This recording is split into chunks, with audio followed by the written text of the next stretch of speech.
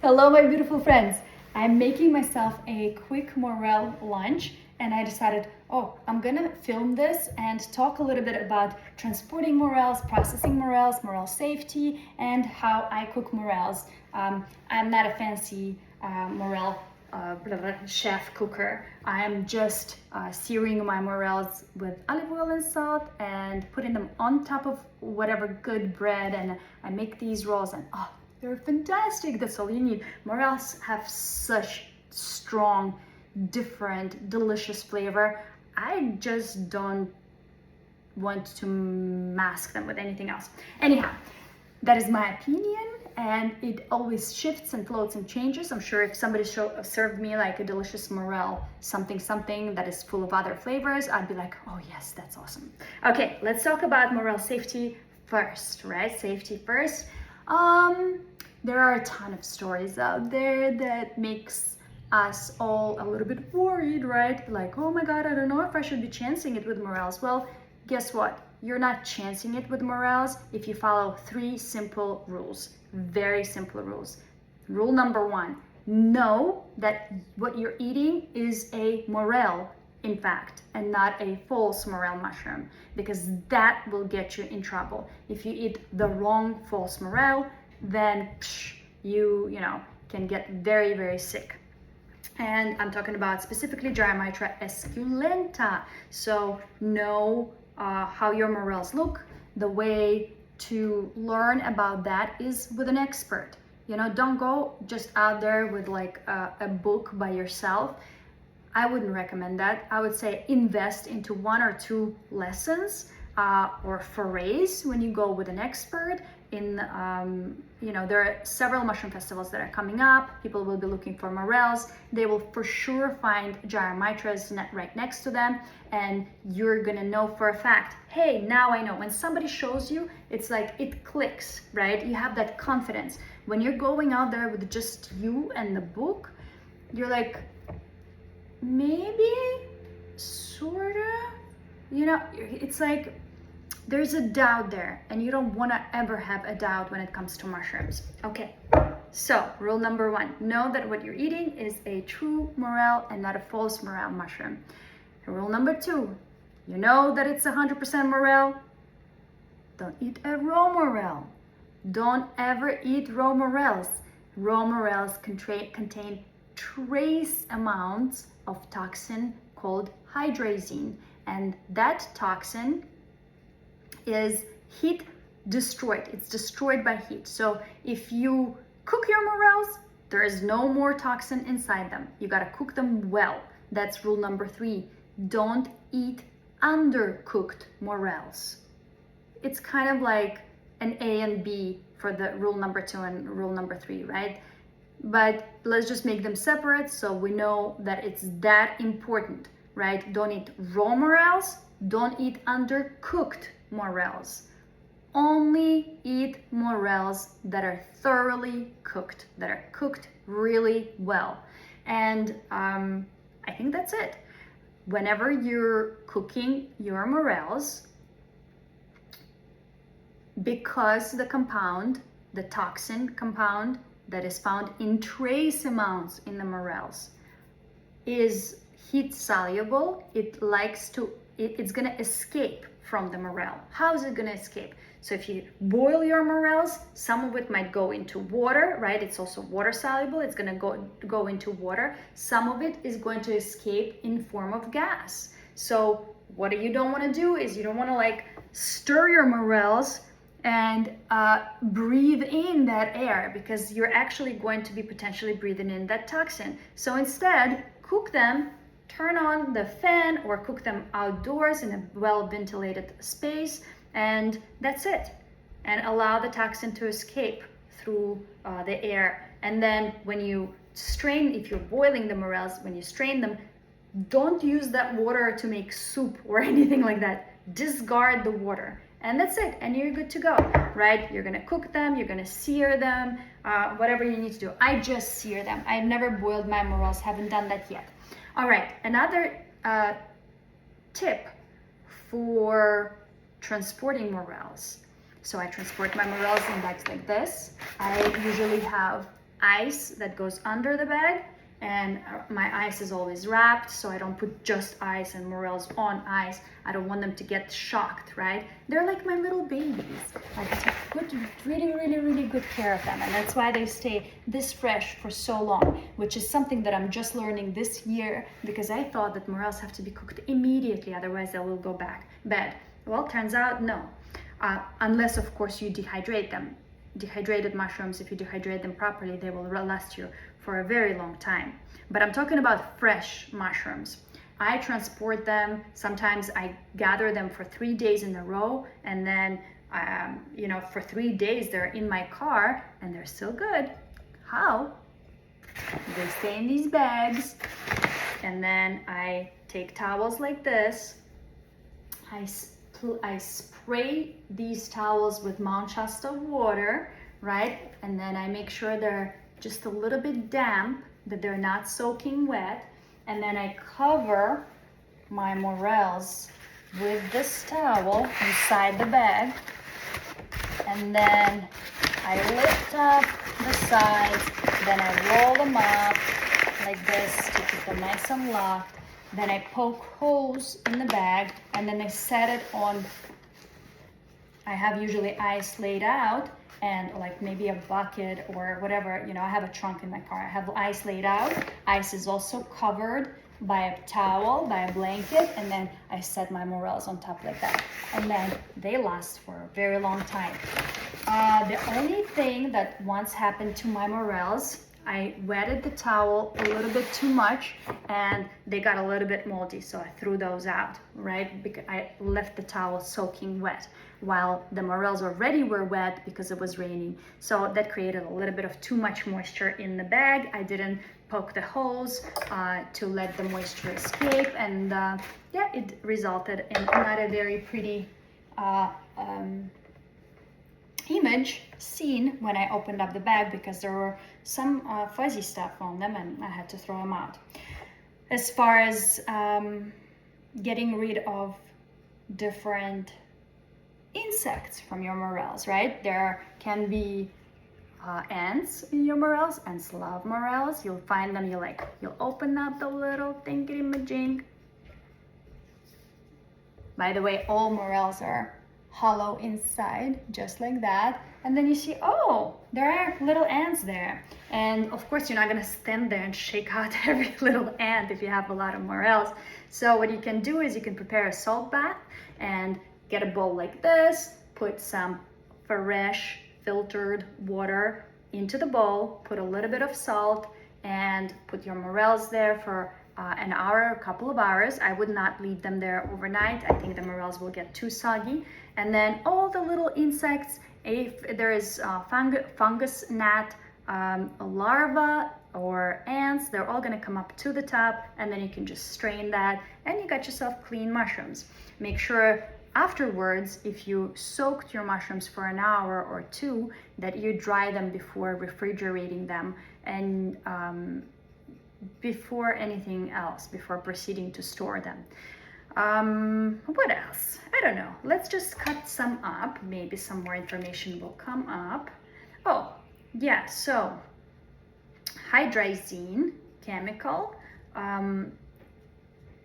compound toxin is the sort of toxin that is similar to rocket fuel, right? So whenever we hear stories, monomethylhydrazine, rocket fuel, or to me it's like right away rocket science, chemistry, oh my god, I get so overwhelmed. But there is no need to get overwhelmed. The rocket fuel-like compounds are only present in big, large quantities in false morels. In true morels, they're in trace amounts. You still have to cook your morels. Never eat raw morels. Never eat undercooked morels. Never drink alcohol while you're eating morel mushrooms. Not before, not during, not after. Just stop drinking alcohol altogether.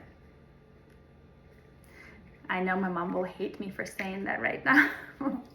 But yes, I used to drink a lot of alcohol all the time, and then I haven't been drinking alcohol for about, I don't know, 4 or 5 years already. and I feel so alive and so good and so happy that that I'm over that phase of my life. So I do tend to, I do tend even to forget to tell people about that part, because automatically I don't drink alcohol, so it doesn't pertain to me, that rule. But then I remember that, oh, people drink alcohol, so no, you shouldn't do that. That'll upset your tummy. You're not gonna die, but it's just not gonna be the best thing that can happen to you, and you don't want to have that experience while eating wild mushrooms, right? We want to have the best experiences while eating new foods. So we want to take every precaution and follow every rule, because that's how we're going to remember that food, right? We don't want to like do something and then never come back to that food again. Meanwhile, we're just not following the rules, right? So nothing has nothing to do with the food being bad. Okay, I'm gonna shut up. All right, let's finish up the morels. The slicing. Oh, I sliced my morels lengthwise.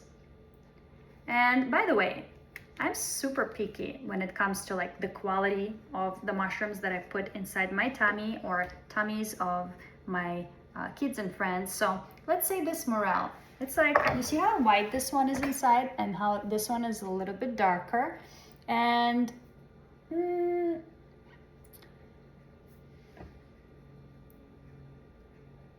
it has a little bit of like a brownish spot towards the top. I'm not gonna use it.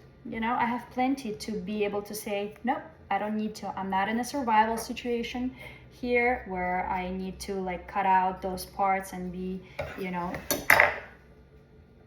very conservative as to what I throw away. Although I still like to be conservative with that, I tend to avoid things that don't look appealing from the first sight. It means something is wrong. I trust my intuition. I trust myself with that. All right, what else? Let's see. Let's move a little bit quicker. Okay. Okay, by the way, let me show you. So this is how I'm slicing lengthwise, right? The smaller morels. But if you have a large morel, you can do the same thing. And the reason for doing this is that because they're gonna cook through, all the way through, right? On both sides. Because if you're just doing like a full morel like this, you don't know. It might be cooked well on the outside, but maybe on the inside, because that the traces amount of that toxin, right? They might be congregating in this hole inside. So that's why I like to eliminate that possibility and just open them up and cook them well all throughout. Okay, let's just go for it. Let's just cook some morels, and let me show you the big large one. Sometimes if I have a large baby like this, and I want to make sure everything is cooked well through, I'm gonna slice it 3 times lengthwise. This one is a little bit too soft to show. Yeah, this one is a little bit too soft, and that's what I'm talking about here when it comes to like bigger morels. They get softer a little bit quicker, so you want to work with them probably a little bit sooner, like process them as soon as you get there. But younger morels, you see, they stay fresh for a long time. I didn't know that up until this year. All right, let's sear some morels. Let me do more. Like this is not enough. I know I'm gonna want more because they are delicious. My favorite mushroom. Well, there's one of my favorite mushrooms. There are many mushrooms that I really, really love, including chanterelles and matsutake and hedgehogs. And I don't know who I love more. Who I love less? I don't know. Okay, I think we're good here. Everything looks yummy. And let's go. Look at my pan. I'm just gonna work with my cell phone camera like this. Oh! So I turned on the stove, but I didn't put the pan on it. But we're gonna put it, it's actually, I warmed it up before, because this is my like 3rd take in this video. So the pan is already hot and we want her to be really, really hot. Now we're gonna reach out for some olive oil and, oh, that's another great point. If you have morels that are dried out a little bit already naturally like this, then you don't wanna dry saute them first. You can put them straight into olive oil and they'll be all right. But if you have morels that are still moist, these large guys that are still super duper moist, then you want to dry saute them first a little bit. Also, if you gave your morels a salt water bath, sorry, I'm trying to open the oil with one hand. Let's see. Okay, that's better. Also, if you did give a salt water bath to your morels, you definitely want to dry saute them first before adding oil, because otherwise everything's just gonna splash. I want my pan to be really hot. All right. I'm doing mine directly with oil right away, right? We spoke about that because mine are already a little bit dry. They're ready to go. No moisture needs to leave the mushroom. It already left the mushroom while in storage. Yeah, and these are the things that I just learned. I actually am very, very surprised that I was able to keep my morels so fresh. Look how fresh they are. Look how fresh they are. And this is like for 2 weeks of proper storage inside. And then not all of them stayed fresh, right? There's a couple of them that kind of are, and we're gonna throw those out. Never, never, never, never eat a mushroom that is old, because anything old can make you sick. And then you're gonna think that it's morels that are getting you sick, but it's just our old morel that got you sick.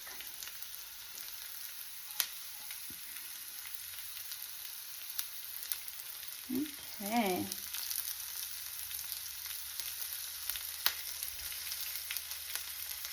And I have a little bit of a mix here of black morels and blonde morels, all of which are black morels, duh, but I don't mean to confuse you, but they all belong to Elata clade, which are all black morels. But the mountain blondes are blonde black morels. Duh. That's how confusing all the mushroom stuff is, right?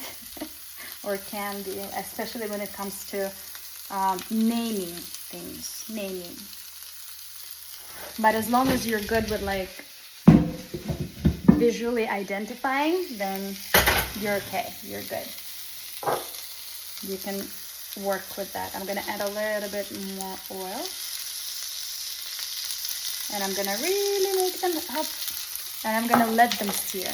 And I'm gonna turn on my fan. Yes, we're going to return this to the table. We're gonna go open up the door, balcony door, to make sure everything is very well ventilated here. Ta-da! And then we're gonna stand over our morels and wait until they sear. Let's get some salt as well.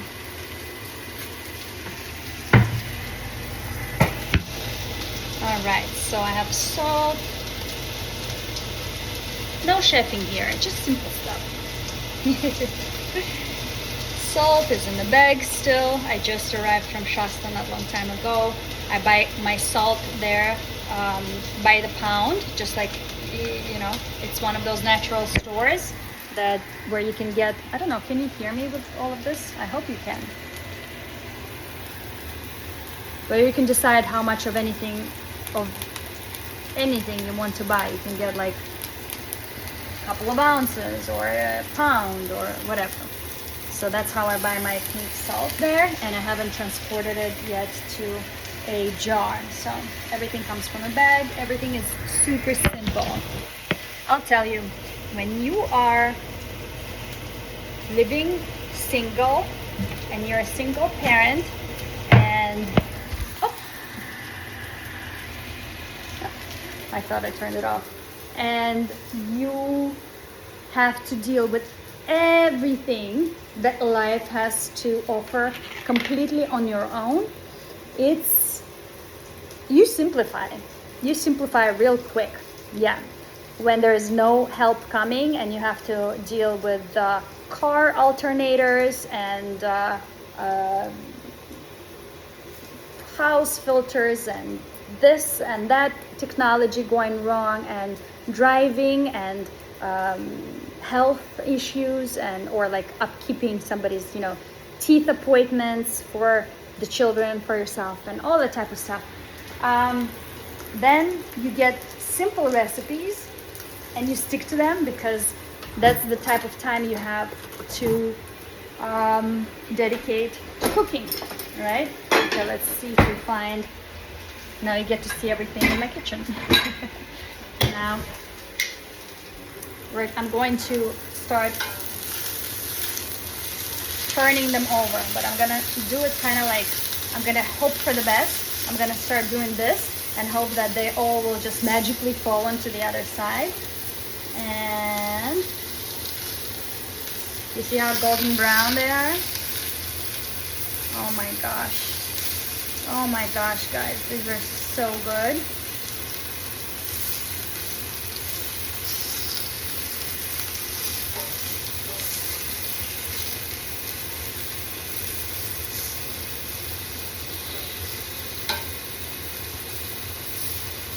Oh, can you see that? They're getting golden brown. Now we just want them to get nice and brown on the other side as well, on the inside. And that's why I lay them out all one side up, right? So that I know that for sure each mushroom was cooked well on both sides.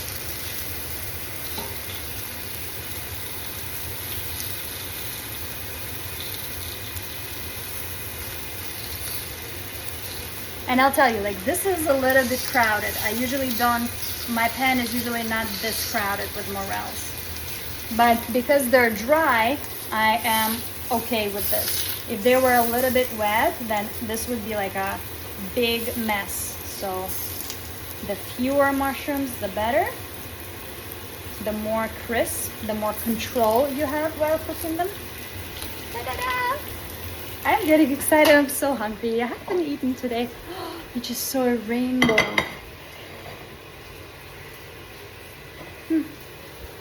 All right. A little bit longer, and I just will have one piece of bread like this, coming from a burger bun, but I don't do the two pieces. I just do one. And then we're coming back to our salt, which I closed prematurely a little bit. A